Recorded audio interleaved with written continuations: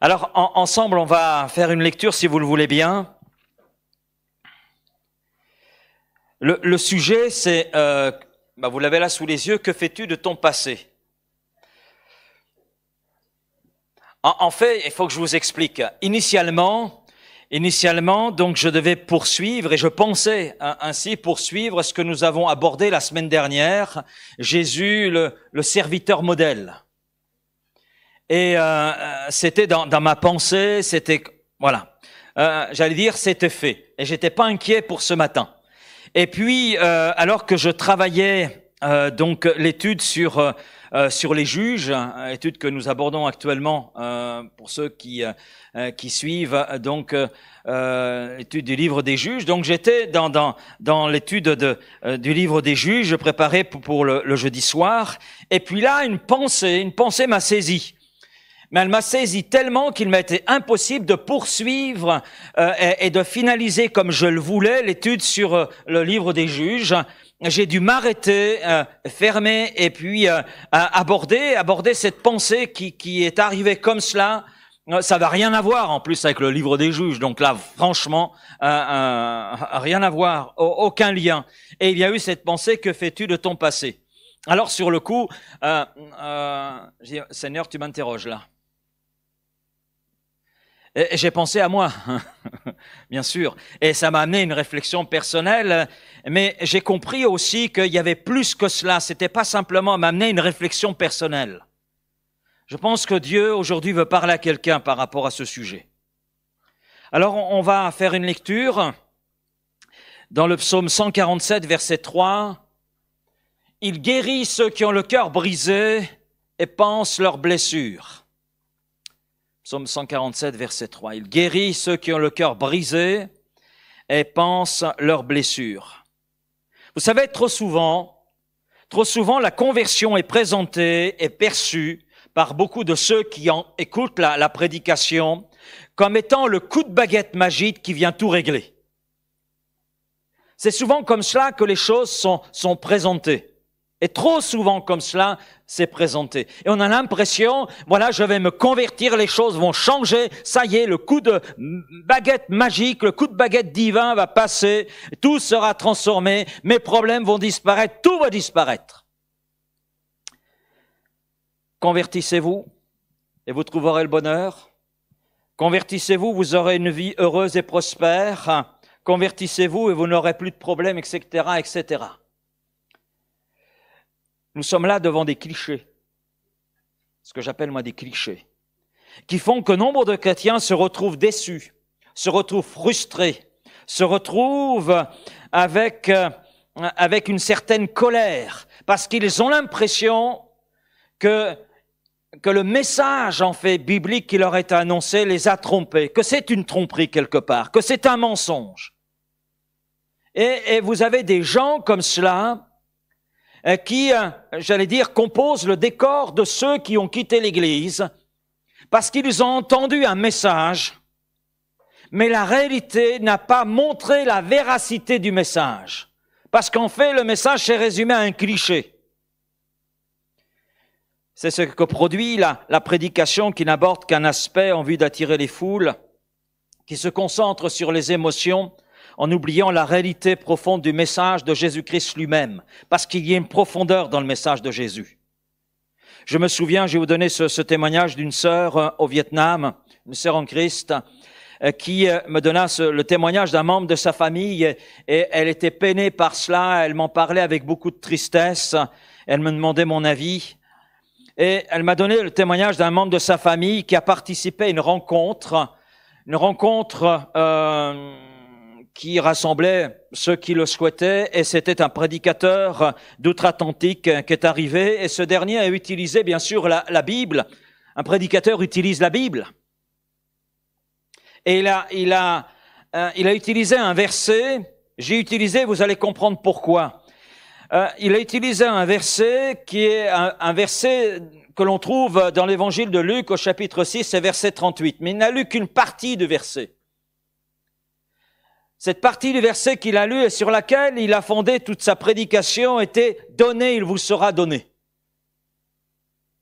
Et il a développé ce sujet dans un certain sens, et vous pouvez imaginer dans quel sens il l'a traité. Et bien sûr, à l'issue de sa réflexion, il a fait un appel. Les personnes présentes ont donné de l'argent parce qu'elles ont pris à argent comptant, c'est vraiment le cas de le dire, ce que le prédicateur qui était là devant elles, eh bien, a pu dire. Elle se trouvait là dans l'émotion, parce que vous savez, il est très facile. Je peux tous vous faire pleurer ce matin, c'est très facile. C'est très facile. Comme je peux tous vous faire rire. Un prédicateur peut être un manipulateur. Et là, c'était de la manipulation. Et surtout que je connais cette personne, ce prédicateur, et tout son arrière-plan. Donc je dirais là, oui, c'est de la manipulation. C'est de la manipulation, mais cette manipulation a suscité une émotion et les personnes se sont trouvées sous son emprise. Et ce prédicateur a présenté un Dieu qui n'est pas celui de la Bible. Il a présenté un Dieu avec lequel on traite donnant-donnant. Tu donnes, je te donne. Non, c'est pas ça. C'est pas ça. C'est pas ce que la Bible nous dit. Nous avons un Dieu juste, nous avons un Dieu saint, nous avons un Dieu d'amour, un Dieu miséricordieux. Mais nous n'avons pas un Dieu qui fait avec ses créatures donnant-donnant. Tu me donnes, je te donne. Non, parce que nous ne méritons rien. Nous ne méritons rien. Ce qui vient de la part de Dieu est pure grâce. Et l'apôtre Paul nous le dit. C'est un bienfait. Dieu nous bénit à travers Jésus-Christ et sa bénédiction, elle ne se mérite pas, c'est pure grâce. Et bien sûr, le membre de la famille de cette sœur a tout donné. A donné argent, elle a même donné ses bijoux. Et elle s'est finalement retrouvée avec plus rien. La prospérité promise, eh bien, a laissé place à la pauvreté. Elle s'est retrouvée avec plus rien. La pauvreté à la place de la prospérité. Oui, le Seigneur promet une richesse. Amen. Mais elle n'est pas d'ici-bas. Et l'un des principes du royaume de Dieu, nous le trouvons dans le sermon sur la montagne de la bouche même de Jésus. Cherchez premièrement le royaume et la justice de Dieu et toutes les choses qui sont nécessaires à la vie. Tout cela vous sera donné comme un plus. C'est un plus. C'est pas donnant, c'est un plus. Ne vous inquiétez de rien. Ne vous inquiétez pas du lendemain parce que le lendemain aura soin de lui-même. À chaque jour suffit sa peine. Alors je suis conscient que nous ne sommes pas à l'abri en tant que prédicateurs de certains raccourcis, mais il faut aussi prendre le temps d'expliquer les choses. Il faut également en tant que chrétien prendre le temps de vérifier l'enseignement présenté à la lumière des textes bibliques. À l'exemple des disciples de Bérée, ils avaient l'apôtre Paul devant eux. Et les disciples de Bérée ont pris le temps de vérifier tout ce que l'apôtre Paul pouvait leur dire à la lumière des Écritures. Si je fais ces précisions en introduction de ce message, c'est que trop de chrétiens sont malheureux. Trop de chrétiens ont entendu tellement de fois que si on donne sa vie à Christ, tout ira bien, qu'en réalité, ils ne voient pas tout ce qui leur a été dit se réaliser dans leur existence. Leur existence montre qu'il y a un décalage entre ce qui a été annoncé et ce que ces personnes vivent. Alors à partir de là, beaucoup de chrétiens vivent dans la honte. D'autres vivent avec l'impression de ne pas être à la hauteur. D'autres culpabilisent parce qu'ils ont l'impression de ne pas être ce qu'ils devraient être. Je devrais être cela, mais je ne le suis pas. Etc., etc. Et des chrétiens sont comme liés par leur passé, qui bien que pas visible est présent dans ce aujourd'hui. Et ce passé impacte l'aujourd'hui, mais il impacte aussi notre vision de l'avenir. Beaucoup de gens sont comme cela, et trop de chrétiens, je dirais. Mon premier point ce matin, c'est que nous avons tous un passé. Nous avons tous un passé. Autant de personnes sur la terre, autant de passés. Tout simplement parce que nous sommes tous différents. Tu es unique, je suis unique. Dieu n'a pas créé des clones. Amen. Il nous a créés à son image, c'est vrai, mais nous sommes tous différents. Tous différents. Autant nous sommes en ce lieu, autant de différences il y a. Nous sommes uniques. Tu es unique, je suis unique, nous sommes uniques. Dieu, oui, n'a pas créé des clones, il a créé des hommes et des femmes avec chacun sa propre personnalité. Bien souvent, nous entendons cette expression « Ils sont pourtant frères et sœurs, mais ils sont différents ». Avec mon épouse, nous avons 4 filles. Elles ont certaines similitudes, mais je vous assure, elles sont toutes les 4 différentes. Toutes les 4 différentes. Pourtant, j'allais dire, il y a la même souche, même origine, mais elles sont toutes différentes. Et c'est normal, parce que chacun a sa propre personnalité, nous sommes uniques. Nous avons de notre naissance jusqu'à aujourd'hui suivi un parcours différent. Bien sûr, dans notre parcours, les uns par rapport aux autres, il peut y avoir certaines similitudes. Et ce parcours qui a été le nôtre a été parsemé d'une certaine éducation, a été parsemé d'événements très divers, de paroles aussi, de relations, de réussites, d'échecs, de joie, de déceptions, etc. Toutes ces choses ont jalonné notre parcours jusqu'à aujourd'hui, de notre naissance jusqu'à aujourd'hui. Mais mon passé m'appartient, il m'est propre. Ce qui a été mon parcours n'est pas le parcours de mon voisin, même si nous pouvons trouver des similitudes. Je crois que si je devais parler de mon parcours, certains parmi vous diraient « mais j'ai dans ton parcours, Laurent, des similitudes ». C'est possible qu'il y ait des similitudes. Mais néanmoins, nous sommes 2 personnes différentes. Et dans un événement qui peut être similaire, comme nous sommes 2 personnes différentes, nous avons 2 réactions différentes. Et cela va produire un impact tout à fait différent. J'ai une sœur et nous avons vécu la même chose, au même moment. Mais l'impact que les événements que nous avons vécus, ma sœur et moi, ont été différents. La réaction qui a été la sienne était tout à fait différente de ma réaction. Et ça a impacté de façon différente nos vies, notre présent, mais notre aujourd'hui. Tout à fait. Pourtant, on a vécu exactement la même chose. Mais les résultats ont été très différents. Oui, nous pouvons avoir des similitudes, avoir une éducation similaire, avoir vécu un même événement, mais les résultats ne sont pas les mêmes, parce qu'il est question de 2 personnes différentes avec 2 réactions différentes et donc des impacts différents. Deuxième point numéro 2. Nous avons tous un passé, maintenant il y a un constat. Nous avons tous une valise de blessures provenant de notre passé, une valise d'expériences douloureuses du passé non assez assumées. Et certaines blessures viennent de notre enfance, et parfois c'est bien enfoui. J'ai eu une enfance un peu particulière, ça a été par moments difficile. C'était un tel point que lorsque je suis arrivé à l'adolescence, j'ai failli tuer mon père. Si Dieu ne m'avait pas arrêté dans cette folie, je ne serais pas là aujourd'hui. Et puis j'ai continué de grandir. Et tout cela, je l'ai enfoui. Mais à un moment donné, une situation a fait que les choses sont remontées à la surface. Cet épisode-là est remonté. Pour moi, c'était enfoui, ça appartenait au passé, c'était fini, terminé. En plus, est intervenue entre-temps la conversion. J'avais découvert Jésus-Christ. Donc tout était enfoui, balayé, c'est réglé. Non, ce n'était pas réglé. Il y a une situation qui a fait remonter les choses à la surface. Et là, le Saint-Esprit m'a conduit à aller voir mon père et à lui demander pardon. Alors c'est un combat, je peux vous le dire. Non, mais ce n'est pas moi le responsable, c'est lui. Tout ce qui nous a fait souffrir, le responsable c'est lui, moi je suis la victime. Il n'y a pas de pardon à donner. Le Seigneur m'a dit, dis donc, si tu veux mon pardon, commence à l'exprimer toi. Alors je suis allé voir mon père et je lui ai demandé pardon.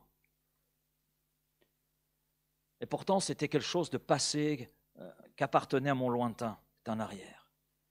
Nous avons tous des événements qui, bien que pouvant parfois paraître anodins aux yeux du monde extérieur, nous ont néanmoins blessés en profondeur. Ce ne sont pas des événements, ce sont des paroles. Bon, la parole que j'ai entendue étant enfant, c'est « tu es un bon à rien ». Vous connaissez ce genre de parole?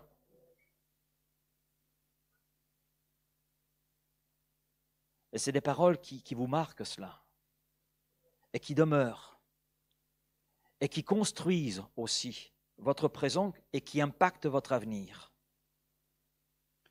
Donc il y a des événements, il y a des paroles, il y a des relations qui nous ont parfois blessés profondément, et ont laissé en nous des traces qui encore aujourd'hui ont des conséquences dans notre manière de gérer nos relations, dans nos réactions, dans notre façon de penser.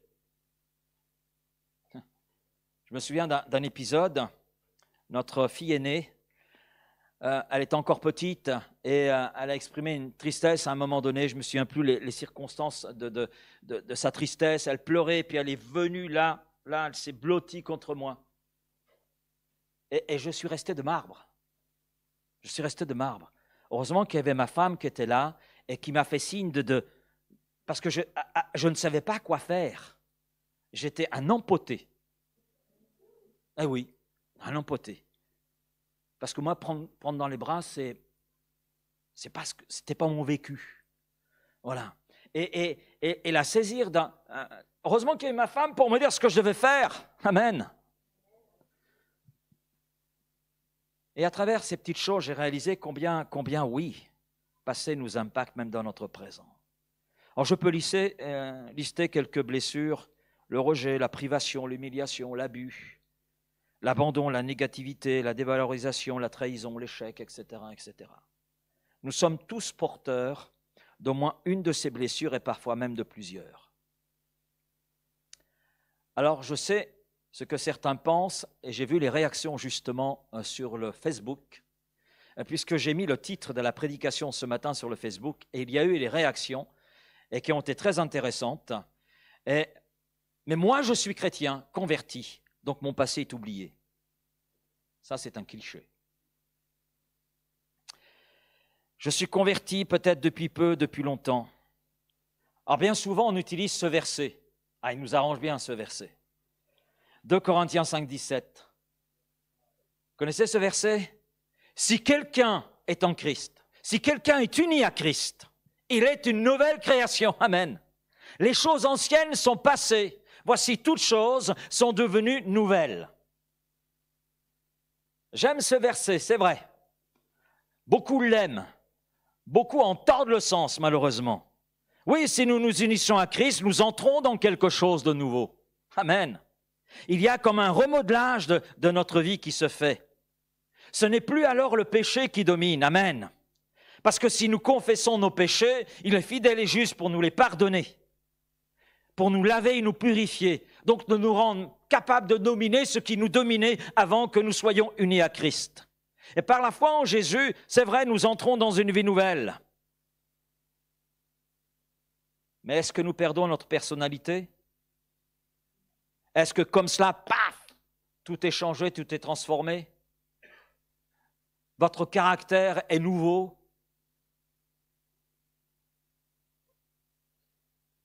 Votre cœur est nouveau? Oui, il y a des choses nouvelles qui prennent place. Des choses par rapport à notre caractère, par rapport à notre vie qui sont là en phase de changement. Parce que par la foi en Jésus-Christ, nous entrons dans une vie nouvelle dans laquelle il nous faut apprendre à vivre. Et oui, en Jésus-Christ, unis à Jésus, nous entrons dans quelque chose de nouveau. Mais dans ce quelque chose de nouveau, nous y venons avec nos valises. Nous venons avec tout notre passé. Oui, nous sommes libérés du péché. Amen. Oui, nous goûtons le pardon de Dieu. Mais nous avons encore des valises. Et elles sont plus ou moins pleines. Et dans cette vie nouvelle, il nous faut apprendre à vivre avec de nouveaux repères, avec de nouvelles valeurs, avec un but nouveau. Et dans cette union avec Christ, bien des choses changent, c'est vrai, mais il y a des choses qui continuent de changer. Et elles continuent de changer au fil de notre marche. Et le Saint-Esprit, justement, dans notre marche spirituelle, va à certains moments, va mettre le doigt sur un aspect de notre vie. Il va sortir un détail de notre valise. Et il va sortir ce détail parce que c'est le moment qu'il choisit, c'est le moment opportun pour que nous puissions comprendre que ce qu'il va sortir de la valise, eh bien, il nous donne les moyens d'être vainqueurs, moyens d'être guéris. Amen. Soyons clairs les uns avec les autres. ce n'est pas parce que quelqu'un est converti qu'il a résolu tous ses problèmes. Si c'était le cas, je vais vous dire une chose, si c'était le cas, mais nous ne serions pas ce nombre-là. Nous ne serions pas ce nombre-là. Nous ne serions pas dans ce local, il serait trop petit. Donc ce n'est pas parce que quelqu'un est converti qu'il a résolu tous ses problèmes ou qu'il est guéri de tout son passé. Nombre de chrétiens dans l'Église de Jésus-Christ vivent avec des blessures. Alors je ne voudrais pas un sondage parce que je ne voudrais pas vous mettre mal à l'aise ce matin. Et pour certains, des blessures dans l'Église se sont ajoutées à celles qui composaient déjà la valise. Ce qui veut dire que la valise reste ouverte. Parce que l'Église, c'est quoi? L'Église, c'est le rassemblement d'hommes et de femmes aimant Christ. Ce n'est pas le rassemblement d'hommes et de femmes parfaits. Je suis désolé, si vous cherchez une Église parfaite, ce n'était pas ici qu'il fallait venir parce que je suis conscient de toute mon imperfection. Donc rien que ma présence fait que ce lieu est imparfait. Mais l'Église, c'est le rassemblement d'hommes et de femmes qui sont en chemin vers la perfection. Ils n'ont pas encore atteint la perfection. Le Seigneur a mis un échafaudage dans nos vies, mais cet échafaudage, il est toujours là. Parce que nous avons encore besoin d'être changés, transformés. Nous ne sommes pas arrivés à la ressemblance parfaite de Jésus-Christ. C'est pourquoi, en tant que chrétiens, en chemin vers la perfection, eh bien, dans nos relations, nous pouvons être blessés. Il est possible que j'ai blessé quelqu'un. Si c'est le cas, pardon, parce que je ne l'ai pas fait exprès. Mais il est possible que quelqu'un m'ait blessé. Il est possible de s'être blessé mutuellement. Et puis quand on examine de plus près, je me suis posé la question, quand on examine de plus près ce qui nous blesse, c'est bien souvent justement en relation avec ce que contient notre valise. C'est souvent en relation avec notre passé. Je vais vous donner un exemple vécu il y a déjà plusieurs années. Nous étions dans une église et il y avait un frère qui était très réactif à tout ce que je présentais. Il était membre du CA et parfois c'était difficile à vivre. C'était pas évident. Et puis avec le temps, bien sûr, on a appris à se connaître. J'ai appris à connaître le frère et puis le frère a appris à me connaître. Et puis j'ai compris parce que je l'ai constaté que le frère réagissait ainsi à certaines manières de faire de ma part, à certaines paroles, à un fonctionnement, parce que chez ce frère, il y avait un rappel de blessures du passé. Et ma manière d'intervenir, ma manière parfois de présenter les choses faisait remonter les problèmes relationnels qu'il avait eus dans le passé et qui avaient blessé profondément ce frère. Il y avait des blessures passées qui demeuraient, mais amen, qu'on trouvait guérison. Et parfois, nous réagissons et sommes blessés par un frère, une sœur, parce que la parole ou l'attitude de ce frère, de cette sœur, fait ressurgir une chose de notre passé. Ça ressurgit, ça y est, c'est pareil. C'est comme à cette époque, c'est comme avec, etc., etc. Pourquoi des chrétiens ne progressent-ils pas dans leur vie spirituelle? Pourquoi semblent-ils stagner? Parce que certaines de nos difficultés à progresser proviennent souvent de problèmes non réglés. À l'exemple, d'ailleurs, d'hommes dans la Bible, ce que je vous dis a lien avec la parole de Dieu. Allez, on prend Moïse, rapidement. Moïse fuit l'Égypte. D'accord? Il a grandi, il a évolué en Égypte. En plus, il a eu un cursus qui n'est pas évident. Il est né dans une famille juive et ensuite il a été pris du milieu de cette famille juive pour aller vivre avec Pharaon. D'une simple maison, il est arrivé au palais. Vous imaginez? Le choc, autre langue, autre culture. Et à un moment donné, il doit fuir l'Égypte parce qu'il a tué un Égyptien. Et pendant 40 ans, quand on regarde bien, pendant 40 ans, qu'a été sa vie? Une vie de désert, une vie de solitude, une vie de culpabilité, une vie de dévalorisation. Et il suffit pour s'en rendre compte de voir lorsque Dieu se révèle à lui à travers le buisson qui ne se consume pas, le buisson en feu qui ne se consume pas, de voir comment Moïse réagit devant ce que Dieu lui dit. D'abord, Dieu lui dit de retourner en Égypte. Ah non. Non. Ce que j'ai fui, je dois maintenant l'affronter. Et oui, ce que tu as fui, à un moment donné, le Seigneur t'invitera à y revenir pour que tu le règles. Et là, vous connaissez cet épisode, Moïse présente toutes les excuses possibles, imaginables. Je ne suis pas capable, dévalorisation. Mais quand on voit l'éducation qu'il a reçue, waouh, il n'y avait pas mieux à l'époque. Ce n'était pas suffisant. Il y avait des choses qui étaient là dans son cœur. Et il présente à Dieu toutes sortes d'objections. Toutes sortes d'objections. De choses qui ont jalonné son parcours et qui l'ont conduit à tout cela, à toutes ces blessures. Or, je peux ajouter Jacob rapidement. Après avoir pris à la place de son frère Ésaü le droit d'aînesse, que fait-il? Il prend la fuite. Mais qu'a été sa vie? Il a vécu dans une certaine honte, avec la peur, de grosses peurs, et puis Dieu lui dit, tu vas revenir en arrière. Ça voulait dire quoi pour lui? Ça voulait dire affronter le frère qu'il avait trompé. Oui, retour en arrière. Oh non, faut que j'affronte Ésaü. Seigneur, ne peut pas prendre un autre chemin? Non, c'est retour en arrière. Et il est là dans une très grande peur, pourtant il y a des années qui se sont écoulées. Des années. Et quand on voit la manière dont Jacob prend toutes les précautions pour affronter son frère, on met les cadeaux devant, après on met une partie de la famille, voilà, parce que si s'en prend une partie de la famille, au moins les 50 autres pourcents, je peux les garder. Vous imaginez dans quoi il est? La peur qui est là. Il doit affronter ce qu'il a fui des années auparavant, son frère Ésaü, et puis il doit affronter toutes les peurs qui sont là, les blessures qui sont là. Il doit affronter les choses. Alors oui, la conversion est une expérience merveilleuse, amen. Mais la conversion, c'est entrer dans un processus de transformation qui ne prendra fin que lorsque nous serons dans la gloire, dans la présence éternelle de Christ. Retenez ça. La conversion, c'est une expérience merveilleuse. Et je dis amen pour cela. Mais la conversion, c'est entrer dans un processus de transformation qui ne prendra fin que lorsque nous serons dans la gloire, dans la présence éternelle de Christ. Troisième point.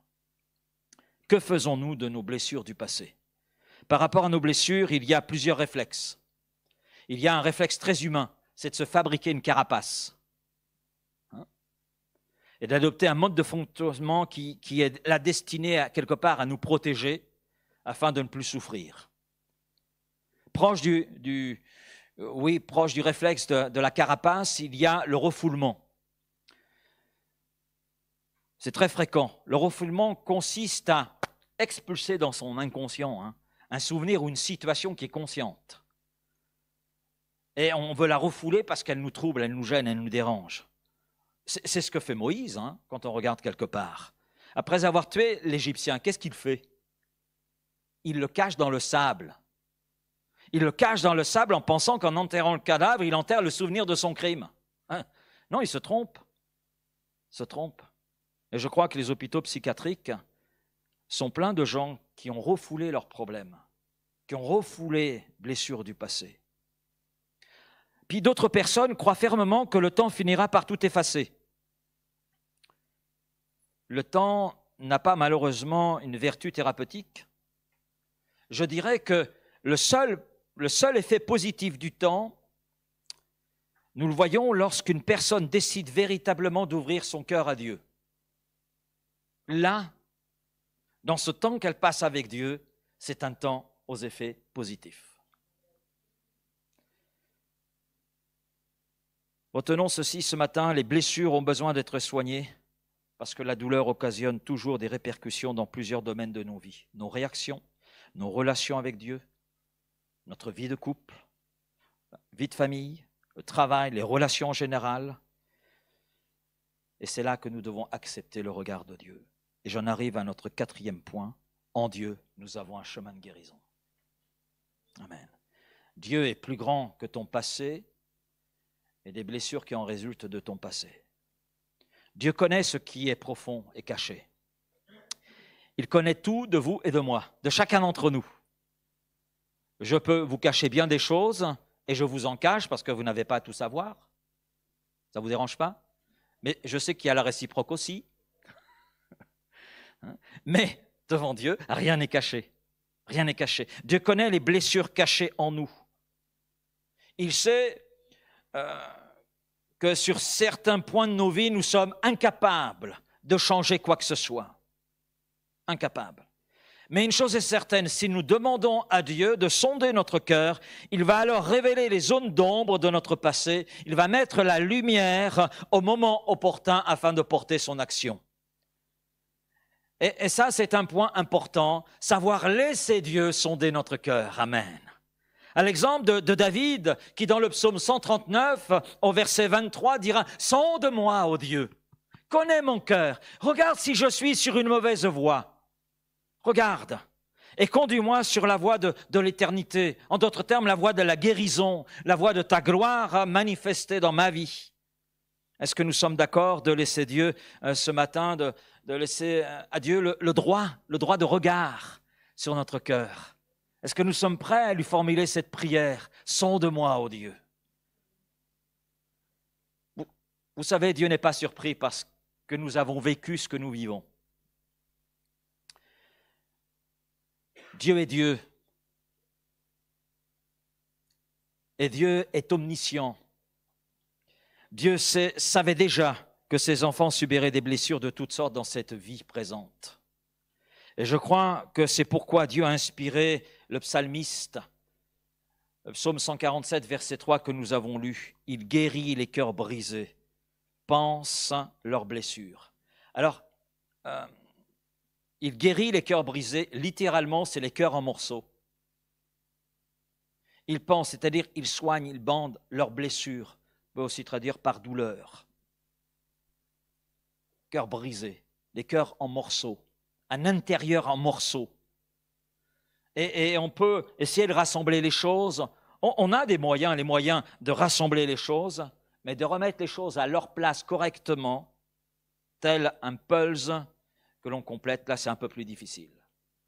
Un peu plus difficile.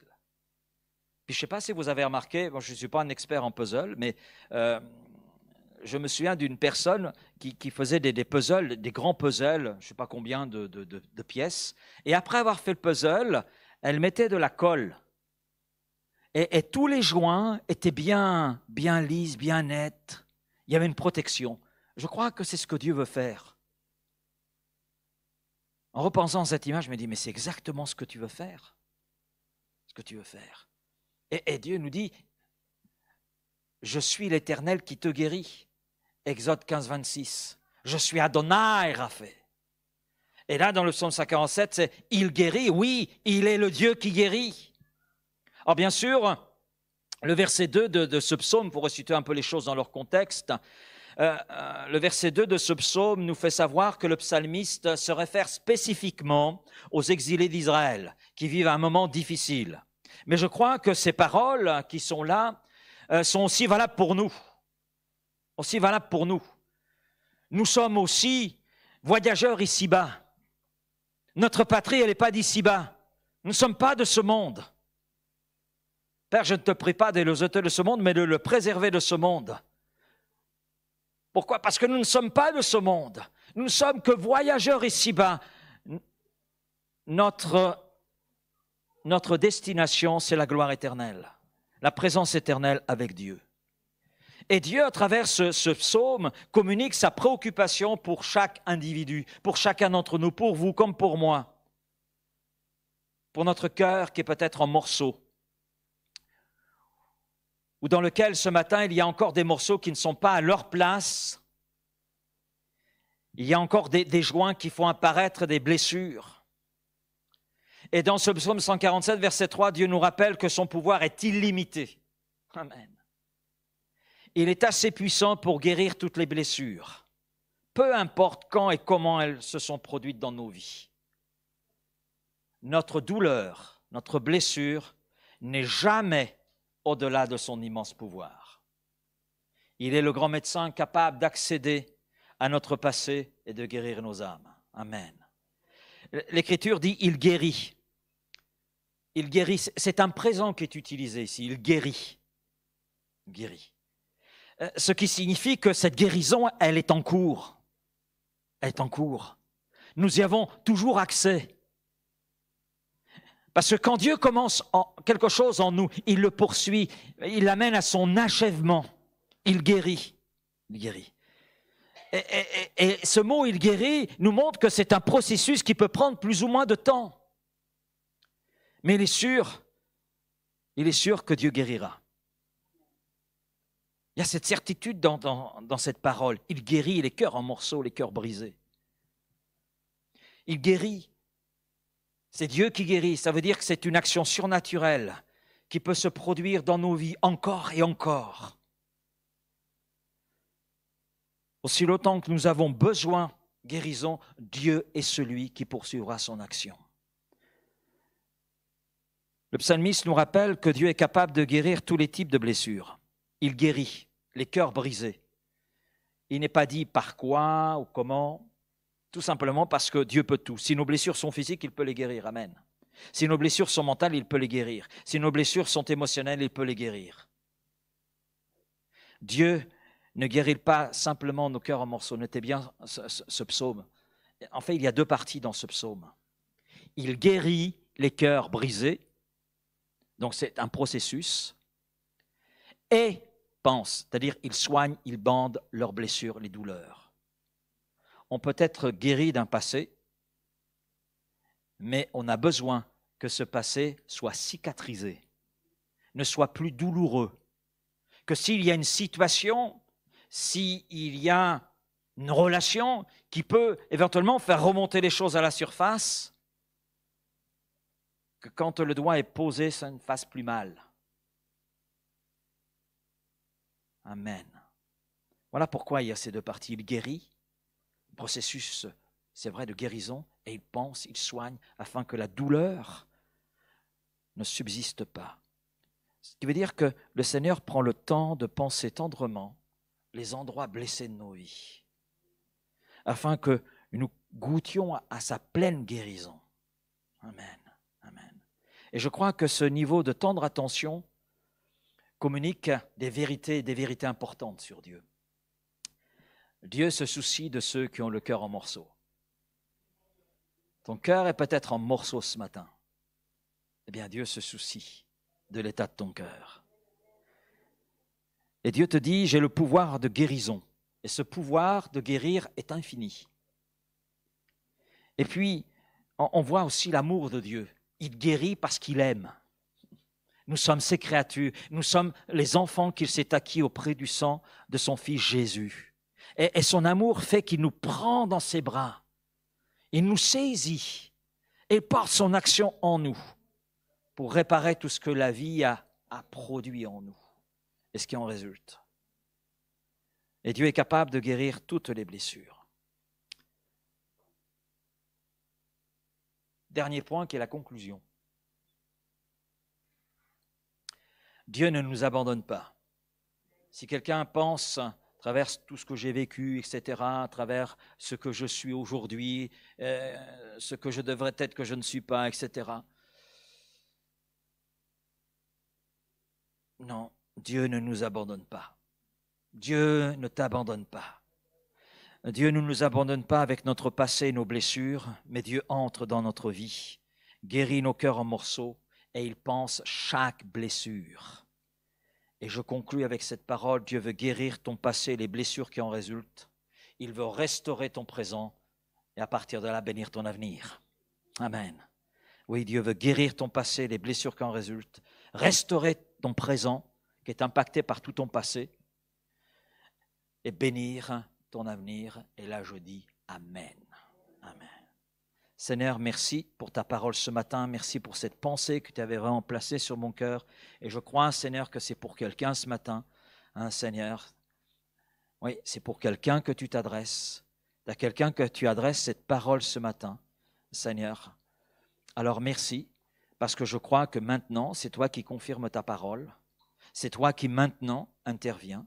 C'est toi qui maintenant manifeste ta grâce et ta bonté. Seigneur, ta parole est annoncée, ta parole est proclamée. Maintenant, Seigneur, c'est toi qui la confirmes. Oui, Seigneur, ça c'est ton engagement. Alors, Seigneur, merci de ce que tu veux faire dans le cœur de celui ou celle qui est là en morceaux. Le cœur est en morceaux. Peut-être que des morceaux ont déjà été colmatés, mais il reste peut-être d'autres morceaux qui ont besoin d'être colmatés. Et Seigneur, tu vois, ces morceaux, et par ces morceaux détachés, eh bien, Seigneur, ces morceaux-là font qu'il y a des blessures, font que ça occasionne une douleur, font que ça impacte la vie présente de cette âme et impacte aussi sa vision de l'avenir. Alors, Père, je te prie là ce matin d'être à l'œuvre et que par ton esprit, tu sondes les cœurs, que par ton esprit, tu agisses, que par ton esprit, tu mettes le doigt là où il faut, afin de donner à ce cœur de connaître la guérison, d'entrer dans ce processus de guérison, et puis de voir sa blessure être pansée. Amen. Père, merci pour ta présence là ce matin au milieu de nous, et pour ce que tu veux faire ce matin. Amen, amen, amen.